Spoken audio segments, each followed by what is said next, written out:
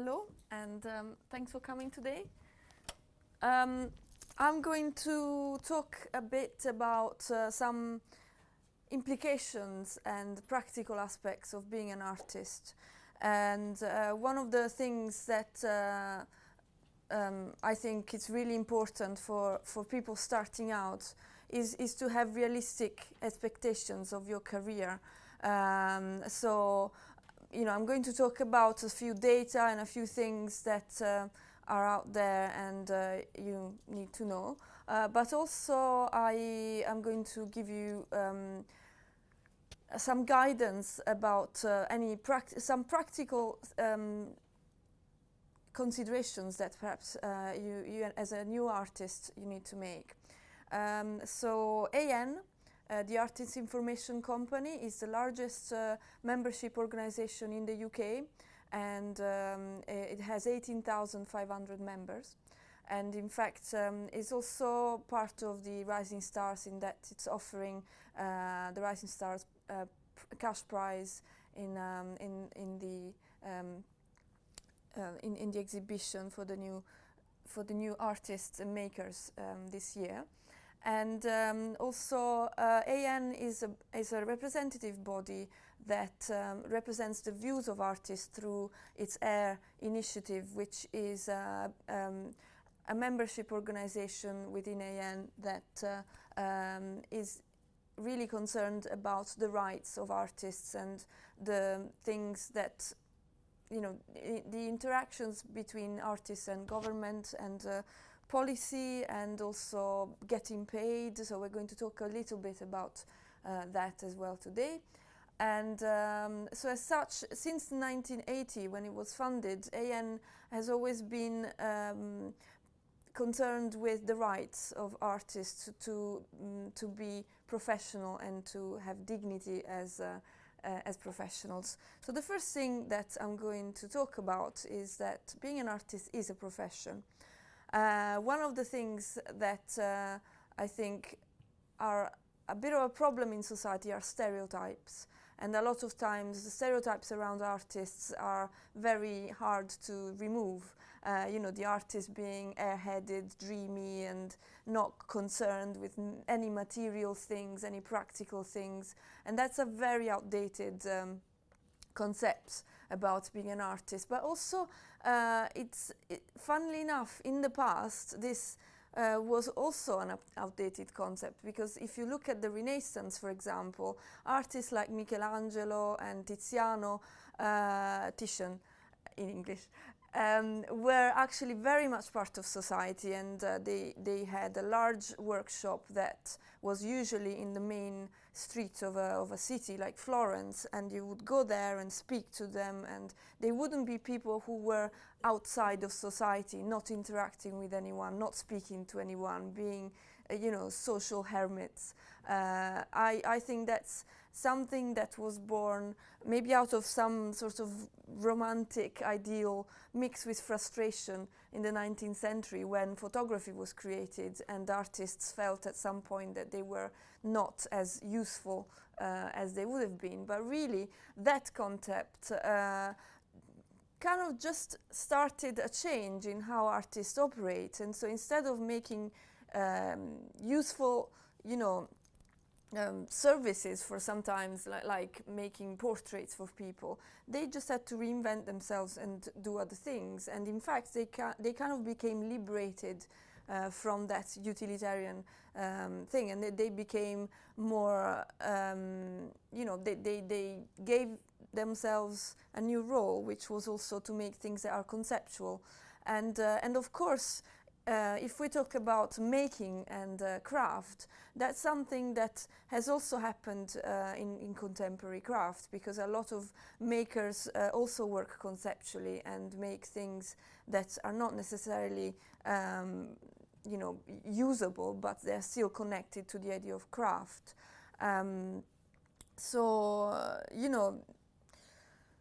There's a lot of things to be considered about being an artist, but the fact that if you consider yourself a professional, is incredibly important in terms of also changing the attitudes of people in society. Because if you are the first to consider yourself a professional, then society will be quicker to change these sort of stereotypes that are around the figure of the artist. And being a professional also means behaving professionally, which means knowing how much to charge, not behaving badly with other artists, not devaluing yourself and devaluing the time and the effort that you do when you make work.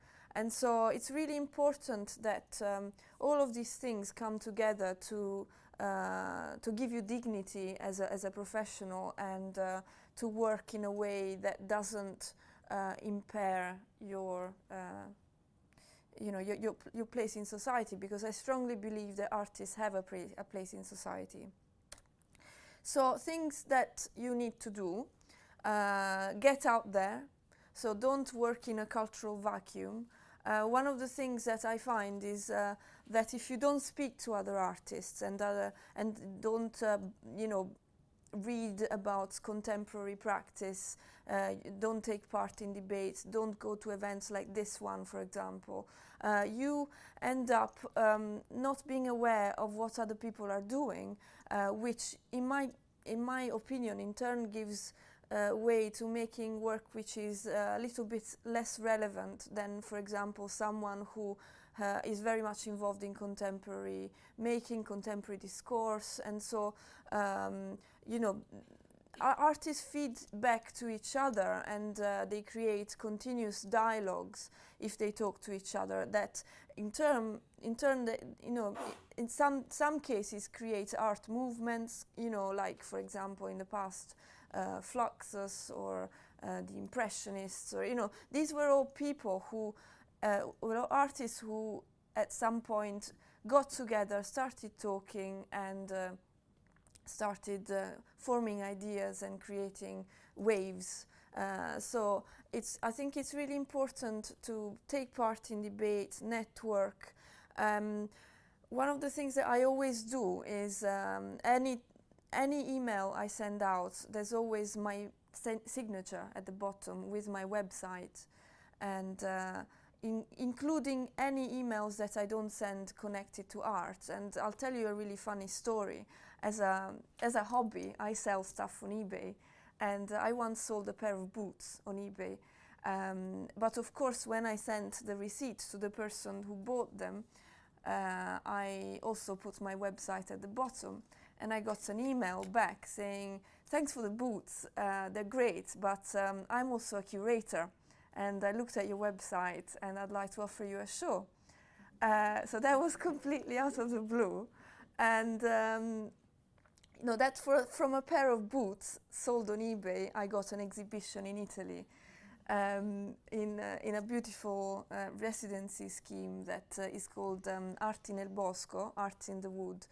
And it's a beautiful festival that happens every 2 years, and it makes art in one of the last remnants of the ancient forest that used to cover from Slovenia to Venice, which is now largely disappeared through deforestation. But one of the last bits of this forest is now a sculpture park and a residency scheme for artists. And I just happened to sell a pair of boots to the person who managed this, which was very funny.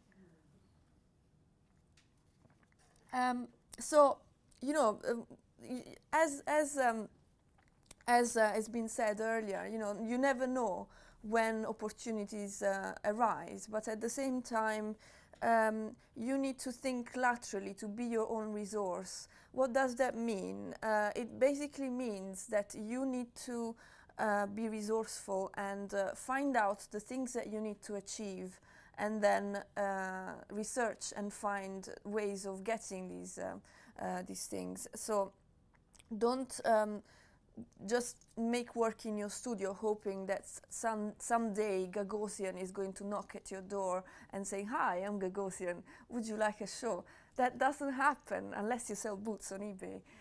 But in fact, none of my boots were ever sold to Gagosian, but damn, maybe I should do more So it means basically don't be passive. If you find starting a relationship with a gallery or a dialogue with a curator or other artists, they often create starting points for you to work and to create a line of inquiry or to create other work that you can do in the future. And this is not about being, brash and just, selling yourself, because it's not really about that. It's just about creating dialogue. And I've always believed that there's a market for everything. And I actually start from my ideas and then find what the market for my ideas is, rather than the other way around. Because I find that it could be years before you find some opportunity that really connects with what you actually want to do. And I believe that curators and people who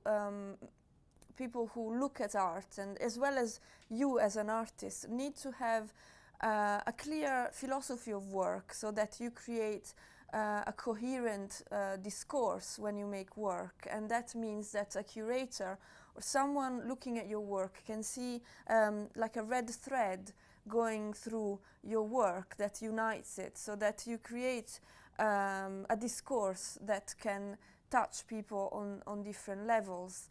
And I think that works much better than just applying for everything that's out there. Because the things that are out there might be at all discordant with what you actually want to do. So I believe that you should know what you actually want to express with your work, the type of work that you want to make, and then find opportunities to find where you can show this work. So seek and create your opportunities. That's what that means, basically. So you need to find opportunities to express your ideas, and if there aren't any out there, you need to create them.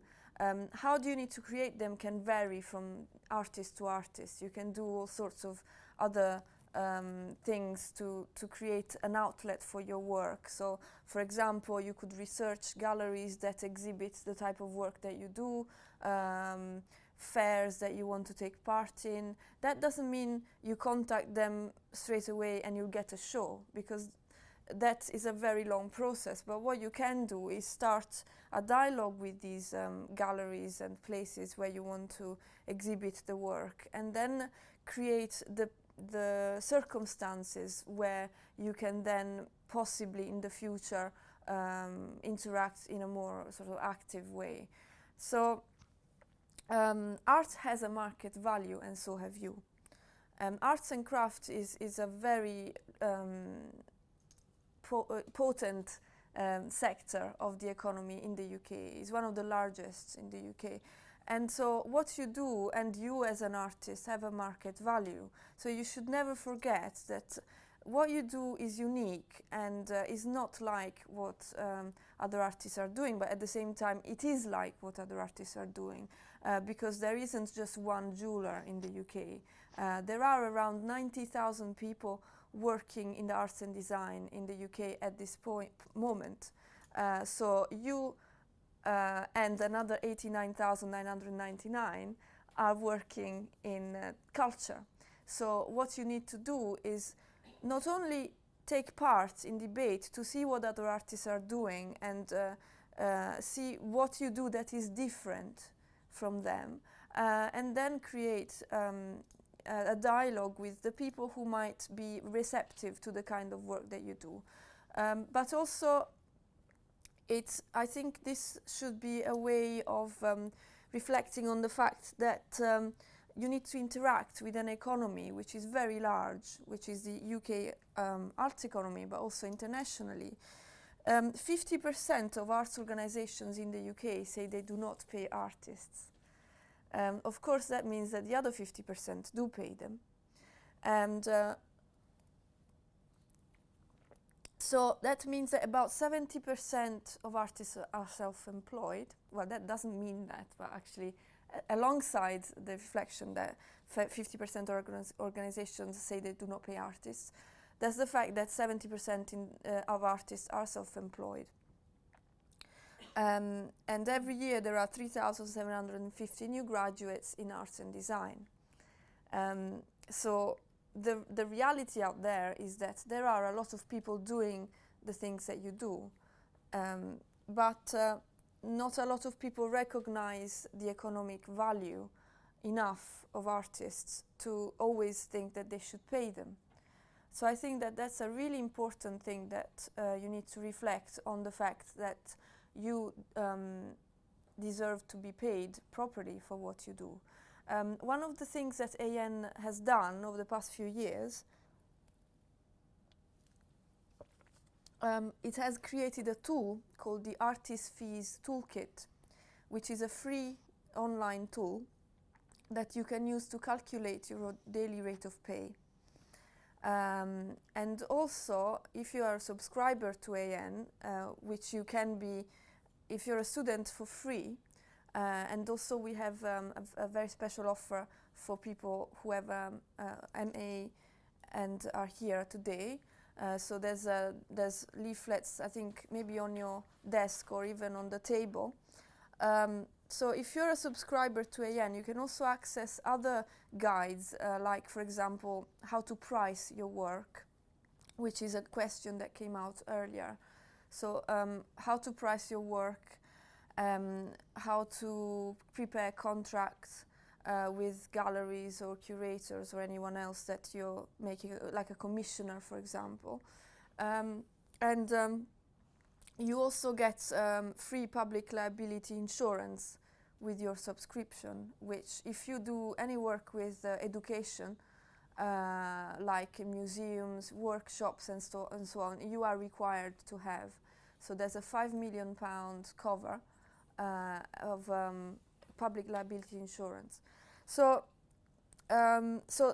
you need to be set up as an artist in all these practical terms: insurance, knowing how much to charge, acting professionally. These are the very basic things that you need to do. Of course, you need to have a bank account that is your sort of business bank account. One of these things, and I'm sure that Alison will touch on this later on, is that if you receive any grants from the government, it's really not a good idea to put it in your personal bank account. You should have another bank account just for the grants, and then from there you should pay yourself a fee. Because people who give you grants, they are not grants for you, they are grants for projects that you make. So out of there will be a fee for yourself. But you need to remember that the grants that government gives is usually also inclusive of all of the other expenses that you need to pay, and that's not your fee. Your fee is you pay yourself from that large grant. So one of the things that I also talk about is professional development and fundraising for artists, and we're not going to touch a huge amount on that today, but I'm going to show you a scheme that I've created, which is published by AN and is part of Signpost, which is this publication that you can download today, which is basically a guide to successfully write proposals for artists, and it helps you think about stuff when you apply for grants, for example, or even when you propose yourself to a gallery. So 3 things to think about when you respond, when you think about the art world. We talked about taking chance of the opportunities that are out there, but how do you choose which opportunities to apply to? Obviously, one of the things that we talked about is that you should only apply to things that are relevant with your practice. And I mean, that's my opinion, that you need to create a sort of coherent line of research in your practice, so that people who look at your work know what kind of work you do. So that means being consistent in your work, and any type of work that you make, you know, jewelry or ceramics or glass, you know, it needs you need to think very carefully about what type of work it is, who is the audience of your work, who is the client that you're making it for, what do they look like, what age are they, you know, what kind of things would they like to see or would they like to have in their houses. These are all things that you need to think about.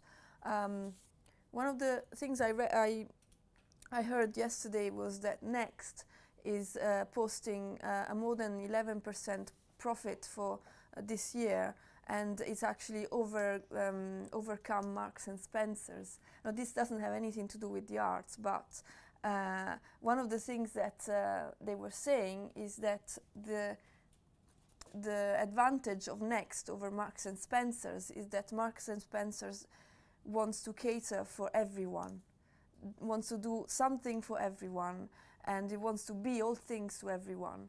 And Next is very, very focused on who buys what they make. So they know their customers very, very well, and what age they are, what gender they are, what kind of things they buy. So they have been able to corner a large side of the UK market by knowing their clients. So it's really important that when you make things, you know who should buy them, or what the kind of person is that will buy your work. So when you look at opportunities, one of the interesting things that you need to remember is the opportunity cost. The opportunity cost is basically the cost of that opportunity to your life and your practice. Say, for example, you gain, I don't know, a residency in Japan to work with raku, and it's a residency that's 3 months, but you live in the UK and you pay a rent and you've got, say, 2 children to look after. So the cost of going for 2 months in Japan to learn raku is that you probably need to take your children with you, pay the rent for 2 months without any other so all of these things, these are the costs of that opportunity. So when you look at opportunities that present to you, another example is, I don't know, you win a ticket to the Royal Opera House in London, but you live in Farnham. So the cost of the train ticket from Farnham to London, even if the ticket to the Royal Opera House is free, your train ticket is the opportunity cost of that opportunity. So you need to factor these things in, because one of the things that can happen is that you indiscriminately invest money, resources and time in your practice without considering what you get back. And it's really important to remember that any opportunity there is out there also has a cost to you as an artist, either in terms of time, in terms of money, or in terms of resources. So that's one thing to remember. Another thing to consider is you really absolutely have to know about the context in which you work. Being a maker in Wales is very different than being a maker in Glasgow. It's very different from being a maker in London. There's completely different markets there. And so you, even though we live in an age of, obviously, you know, communicability and internet and everything like that, you still have to interact with the sort of creative environment where you are. And there's always a lot of opportunities for local makers and artists that you need to consider. So when you choose the place where you live, you also should choose a place that is not at odds with what you actually want to do. My criteria, for example, was because I do a lot of performance art where it's quite theatrical and quite sort of dramatic. If I lived in a God-forsaken place in New South Wales, I couldn't do my work because there would be no outlets for me to go out and perform. Not only that, but people probably laugh at me for looking weird. So one of the things that I reflected about my career very early on is that I didn't want to live in a place that was an impediment to my work. So it's one of those things that you never really think about, but actually it's really important that you live in an environment that makes you happy, that at least doesn't impede your practice as an artist. So it's really important to remember that. Invisible barriers. There's a really brilliant academic called Hans Abing in Amsterdam who wrote a book called Why Are Artists Poor? And I'm not going to answer that question, but I suggest you buy the book. And it's really interesting. I don't agree with everything he says, but I think that it's one of the concepts that I really like in his book is that a lot of the times the reason why artists get frustrated about not earning enough is that they don't realize that there are invisible barriers in front of them that they don't know how to go through. So say for example, you're a doctor, you want to train as a doctor, so you get a degree and you get a piece of paper that says you are now a graduate in medicine. Then you need to go to the hospital and work as and practice there. And then after a few years you get another piece of paper that says you are now a GP. So you go and do another course and do a specialization and so on, and then you get another piece of paper that says you are now a gynecologist, and so on. And all of these pieces of paper give you access to different things.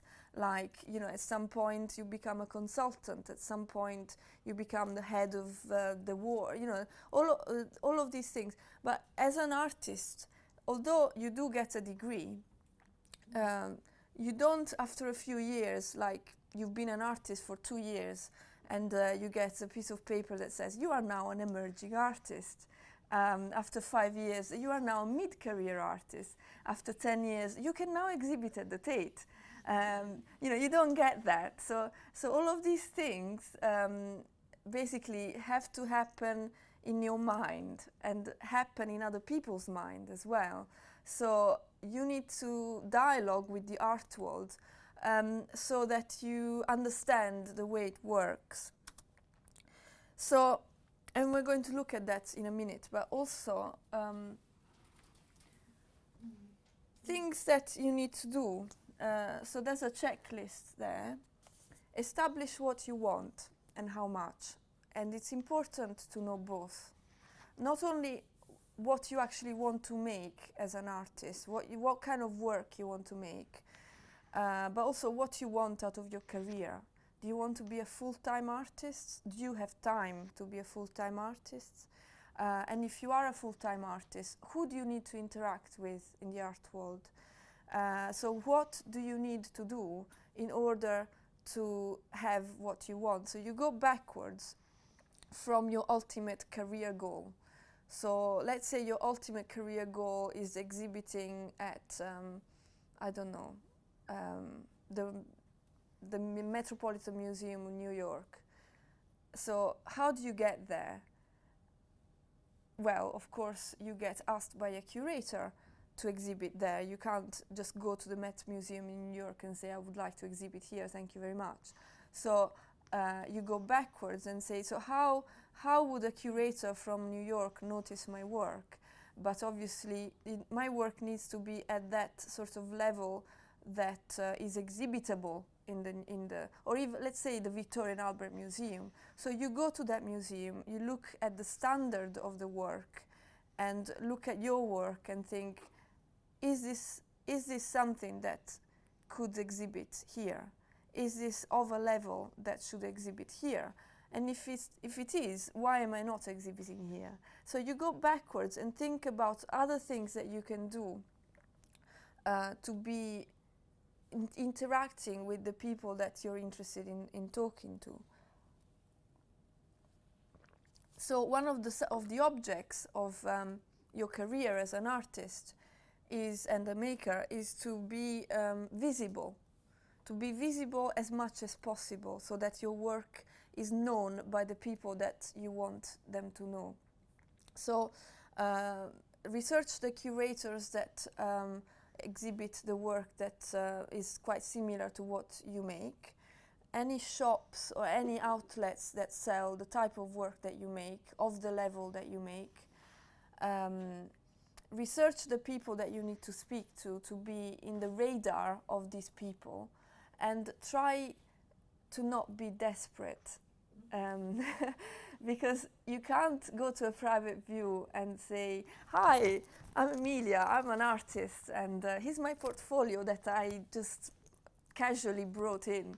You don't do that, especially at private views, because curators in private views need to focus on the artist who's exhibiting, so they can't basically be ambushed by young artists hoping to be noticed. So you need to create a dialogue which is meaningful but not look like you're trying too hard. It's a bit strange, a bit like dating. So you don't want to go to a prospective date and say, and the date says, hi, I'm James, and say, hi, I'm Emilia, I'd like to get married in 18 months. You don't do that. So you basically create a gradual dialogue with people, and you, for example, can present your work to a particular curator or to a particular gallery. And what you do, you create proposals that talk about your work and are tailor-made to that particular place. So when you do these proposals, you have to be clear, you have to be concise, and you have to avoid jargon. And although this sounds, simple enough, you will be amazed by the fact that when you're at college, you speak a completely different language than when you're out of it. You don't go out in the street and talk about Derrida to your butcher. So you need to avoid using words that are not appropriate to the type of audience that you're speaking to. So if you want to continue being an academic, then by all means, talk in academic terms. But once, for example, you interact with the commercial art world, a shop or an outlet that you want to sell your practice to, you need to speak their language. You need to speak, basically you need to know what they are looking for and speak that language. Which basically just means making it easy for them to relate to you. It doesn't mean that you need to lie. And I am not advocating saying things that you are not. I'm basically saying that you need to target the right people for your work, and you need to speak to them in a language that they can understand. So don't use academic language with someone who's not an academic. Don't just talk about money to an academic. So all of these things that you need to be careful of is to think about the type of art world that they're in. There's lots of different types of art world. There's the academic art world, there's the publicly funded art world, which sometimes focuses a lot on audiences because it's publicly funded. So if your work is not suitable for that, don't even bother approaching them. And in the same way, if you want to sell work, then approach the type of people who could sell your work and speak to them in a way that they can relate to. Consider yourself a professional. easy to say, but it's really important, especially in the first few years of your career, because your work will not command the high prices that more established artists command. So you still need to be dignified, but not give your work away for free, basically, and your time away for free. So don't devalue yourself, but at the same time be realistic about what you can charge. And that is basically considering yourself a professional.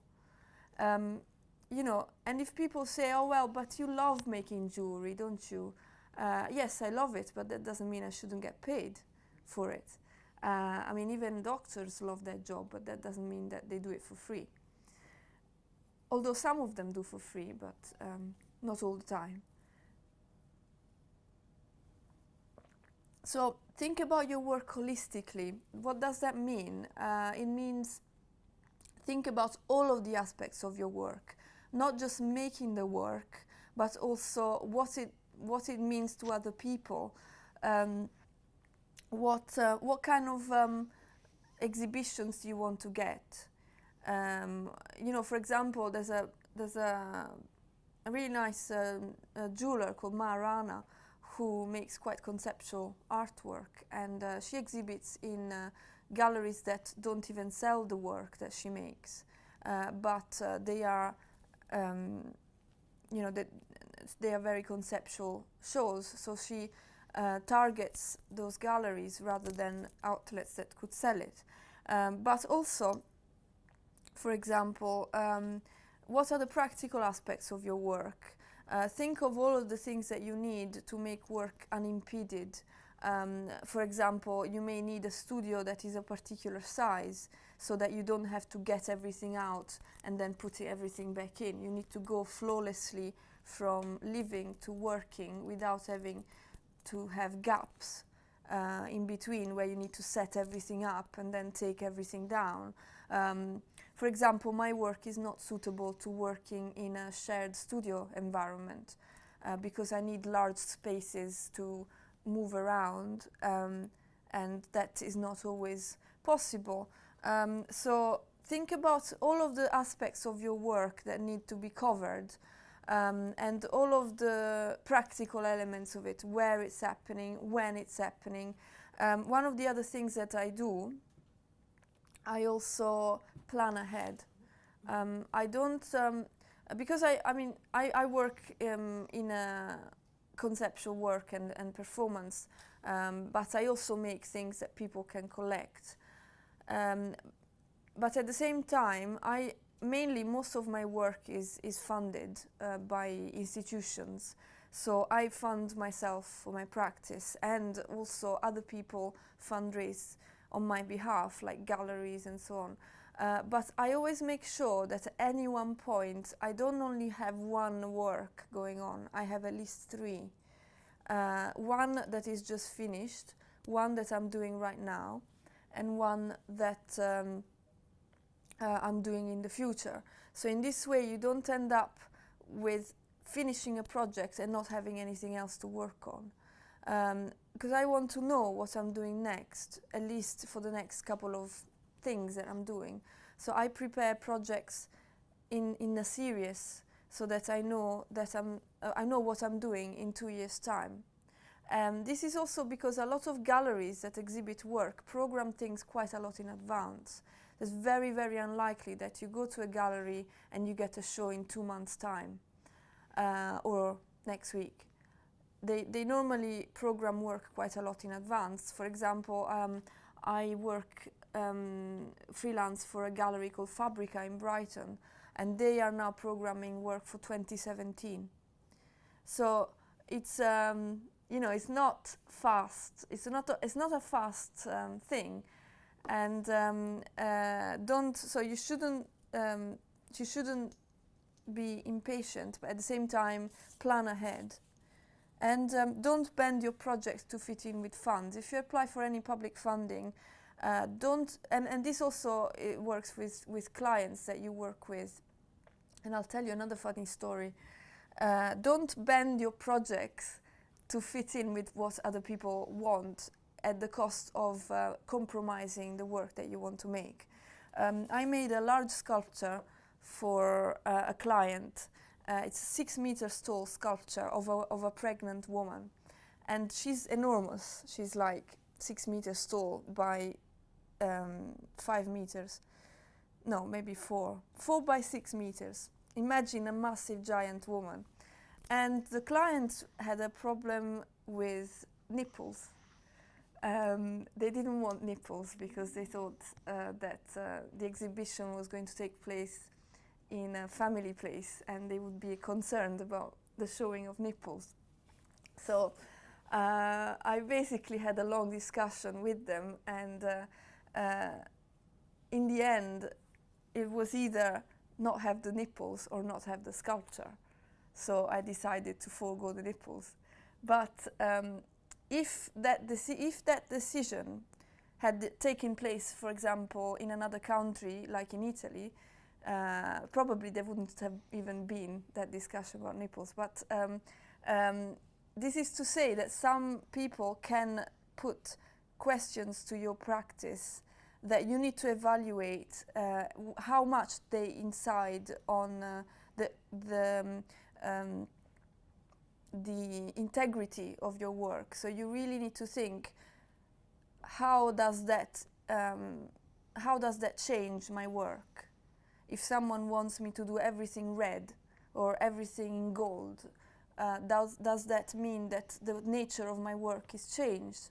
Say, for example, you've been doing a series of I don't know, anything on Scandinavia, and people want you to put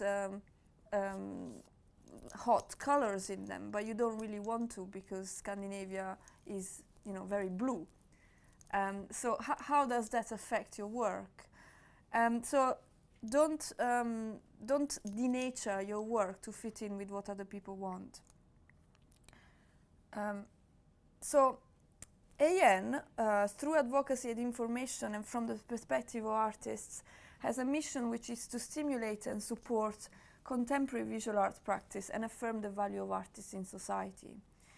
So the Signpost is a free online publication that you can download, and it was edited by Anna Francis, especially for new visual arts graduates.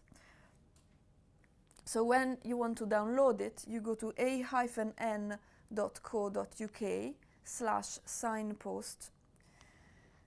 And it contains a lot of resources for you to download and things that you can get and information that you'll find really useful as an artist. So there's a section 1 called The Internet and You. It's got lots of features, like, for example, Ellie Harrison's profile. She's an artist who's been working basically on the web all her life. Q&A from Ryan Hughes on networking, and why artists need a blog. AN has got a very, very good blog service that you can use for free, which is called Artist Talking, and you can just open a blog, open an account, and open a blog for free. And the blog platform is designed for artists, so it's very, very visual, and a lot of curators look at it every month. There is a guest curator every month who chooses the best blog, and it's a really good way of being visible with your work, because you can post images of your practice, what you make, what you're doing. There's all sorts of artists, and people making any practice that you can think of, and you can search also by artist name and by keyword. So, for example, if you're looking for other artists making, I don't know, jewelry, it will come up with all the blogs of the artists making jewelry and so on. So it's a really, really good platform. It's a very easy way of getting a blog that is seen by the right people. Exploring the options, there's things like postgraduate study, studying abroad, working with the public, so all of the guides to do these things. Working with people by Rosemary Shirley, things to consider when looking for a studio, and starting a group studio as well. And then nuts and bolts session, which includes applying and assessing opportunities, and then my fundraising system called Dodge the Shredder, writing proposals, how to price your work. So all of these things are all in the publication, and advice on copyright from DAX, which is the Design and Artist Copyright Society. And then section 4, doing it yourself, artist-led activity by Chris Brown, setting up an organization and a studio group, and self-publishing by Catherine Roche, and Marcel Holt discusses DIY art school, and then how to become self-employed. Then section 5, there's importance of being connected by Anna Francis, there's a quiz by Mark Gubb, and there's a guide to open competitions, plus a directory of useful organizations, sites and resources. And I just liked this picture. I just wanted to see, just to show that there's a budget for everything, even low budget artwork. So this is what my Dodge the Shredder system looks like. So the idea is that is based on the structure of an atom. And as you know, atoms are very happy when they are a nucleus in the middle and they have 8 electrons around them. If they have a lot more, they have more electrons than 8, they give them away. If they have less, they take them from other atoms. So the optimum size of an atom is a nucleus in the middle with 8 electrons around. So over the past 15 years, I created this system which is based on the structure of the atom, and that's why it's called the atomic system. It's got an image of an atomic shelter on the background. And so what you do, you can come to one of my Dodge the Shredder workshops that I do all around the UK, and a lot of them are also organized by AANA. And this system is explained in detail. But just to cut a long story short, these are all questions that you need to ask yourself when writing artist proposals. So questions that you need to consider when you do that. So you can download that from Signpost and just go through it in your own time. We don't really have time for that today, but it's basically a system that helps you think about your work holistically, just like what we said earlier. So you need to think about all the aspects of your work and all of the practical aspects as well. So it's a system that helps you think that through and asks you questions as you go along. Also, the other thing that's in Signpost is a really great thing called Hot 100, and it's an artwork by Kevin Hunt, which is it basically draws attention to all of the activity that emerging artists and curators are doing right now in the UK.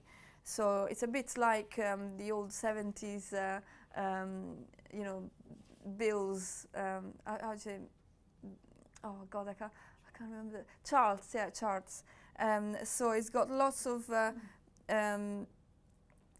of proportions. Organizations are rated on notions of provision, beauty, recommendation, friendships, favoritism, and function, alongside the importance of highlighting the obscure and those out on a limb. So it's, if you're stuck for where to go and you look at the Hot 100, it's a really good starting point. And so there's things that you can download on AANA. Signpost, which is a-n.co.uk/signpost. What we talked about earlier, the artist fees toolkit, so it's a free tool to calculate your rate of pay. a-n.co.uk/toolkits. And that's also the same link for the artist contracts toolkit. So it's an online tool that you input your own data on, and it comes up with a figure of how much money you should charge. So it asks you questions, and then it comes up with an idea of how much money you should charge. Also, the same thing with a contract. You input your data, and at the end of it, it comes up with a PDF that you can print out and use it as a contract to a contractor, to a client. So there's also other places like how to negotiate an exhibition, and these links we can also email through a mailing list if you have one. If you go on the AN websites and you look for these particular things, you can you can find them really easily. Assessing opportunities, and also AN is also one of the largest sources of opportunities for artists in the UK. So you can subscribe to opportunities for jobs, commissions, exhibitions, freelance work, lecturing, and you can subscribe so that they come directly to your inbox. So at 5 in the morning, normally I get all of my opportunities for the day, and I read through them. Not at 5 in the morning, but I read probably 2 hours later. It's so nice for me that I know that at 5 a.m. there will be all these new, you go to the hens and get all the eggs, and these are all things that could sprout in lots of different directions. Then there's also on AN sample day rates, including overheads at 1 to 10 years experience as an artist. So you can find out what other artists should charge and are charging. And also a guide on negotiating a better rate of pay. So how to speak to clients, and basically how to interact with them to negotiate rates of pay. So when you join a student membership on AN, you find support advice from the professional artist community. You can use our professional codes of practice, contracts, toolkits, guides. There's lots of events you get invited to. So if you want to network, you input where you are in the UK, and when there is an event near you, it sends you an email saying, "Hi, there's an event in Farnham. Would you like to come?" And then there's all the jobs and opportunities UK and beyond. And you can go and have a free student subscription if you go to a-n.co.uk/student_subscriptions. So if you are a student in a BA course, you can get a free subscription. If you are an MA student, you can't get a free subscription, but you can get a special discounted offer, which has got the free public liability insurance, which you don't get with the student subscription because you're not yet a practicing artist. But with if you're an MA student, so you've already got a BA, you can get a £5 off discount with a special code for this event, and the special code is RISE1404, which is also on your piece of paper. That if you don't have it in front of you, it's on the table. So normally it's £36, so you would pay 31. So questions. Anyway, that's it. Questions?